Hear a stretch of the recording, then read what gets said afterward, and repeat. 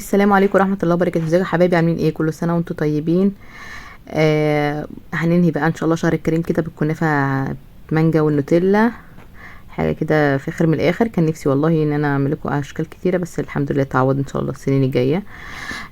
متنسوش بقى باللايك الحلو بتاعكم كده والدعم. بص انا بحاول لكم تفاصيل من كل ناحية، وان شاء الله خطوة بخطوة معانا وهنشوفها ان هي سهلة جدا، مع انها بتكلفنا بره مبالغ، بس هي مع انها بتاخدش في البيت نص ساعة. انا حطيت هنا زبدة في طاسة او صينية متوفرة عندك، وهنزل عليها بالكنافه. انا الكنافه بحب ان انا ابقى مجمداها في الفريزر، بتبقى سهله عليا ان انا ايه يعني افركها بايدي كده، تبقى حتت صغيره احسن من ان اجيبها طريه واقعد اقطعها بالمقص. حتى في التحميص ما بتاخدش وقت معايا. بص انا بوريها لكم كده، افركها كده في ايديكم كده، ونحطوها على نار متوسطه مع 10 دقايق مع التقليب. في ناس بتحط عليها سكر بودره، عادي مفيش مشاكل براحتكم، وانا انا بحب اعملها من غير سكر بودره، وتبقى كلها لون واحد وحلوه تحميصتها جميله. بصوا تحاولوا تفركوا اي حاجه فيها كلاكيع كده، ايه تخلوا كلها قد بعضها عشان حتى في التحميص ما تعذبنيش معانا. وشكرا للي بيعمل شير واللي بيعمل لايك بالذات في فيديوهات الشورتس، متشكره لكم جدا. بصوا بقى انا هنا معايا بياخد حوالي معايا نص كيلو كنافه دلوقتي، انا حطيتها على النار. طبعا في حد عندي بيقلبها لي كده لغايه لما اوريكم معايا ان انا هنا بحط هعمل كريمه المانجا. انا هنا جايبه مستعمله كريمه لباني، ودي عندي مانجا مجمده، طبعا كلنا بنبقى مفرزين المانجا. بصوا هحط كده اهوت، واحط شويه لبن ساقع وضربتها قدامكم. ومعايا شويه تصوير، ما خدتش بالي ان الموبايل كان معمول بزاويه بالطول. بصوا كده انا هني خلاص خلصتها ماشي. وعملت وبعديها عملت الكنافه اللي الاخيره دي الكريمه بالنوتيلا ماشي. هنا دي حمصت الكنافه قدامكم اهي. بصوا تحميصها عامله ازاي، بصي حاجه صغيره مكلكعه كده شلتها. هسقيها بقى بالشربات. شربات طبعا بارد بتاعي، وبحب اعمله خفيف مش تقيل.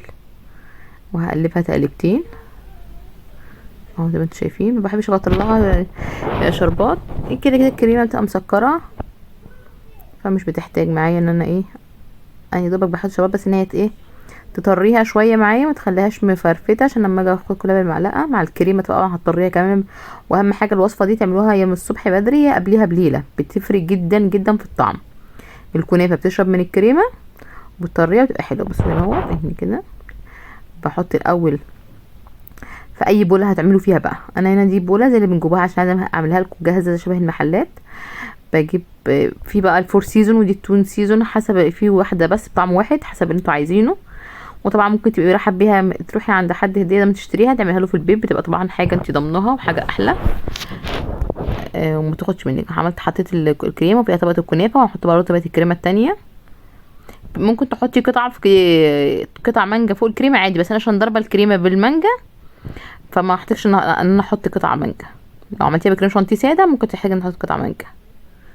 بصوا انا طبعا زينتها وحطيتها في كيس التزيين عشان بتسهل معايا، بتبقى كلها نفس السوا مع زي بعض.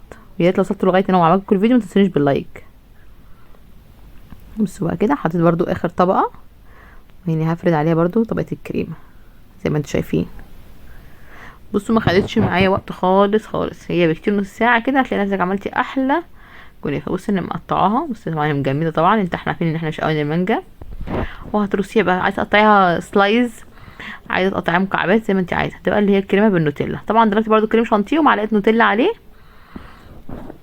بس كده، ما حطيتش سكر ولا اي حاجه خالص. طبعا ان فيها شربات والنوتيلا مسكره فما احتاجش ان انا احط عندي سكر وتيجي تضربه. عايز تضربه بكريم شانتيه عادي، بس انا حبيت ان انا اضربها بكريمه لباني بحيث ان انا اخليها نفس الحلوانيه اللي هي بتاع بقى الايه الحلوانيه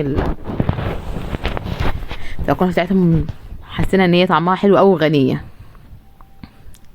يعني برضو بجرب معاكم الطبقات تاني، هي مفيش اي جديد خالص. بصوا بقى اهو زي ما انتم شايفين.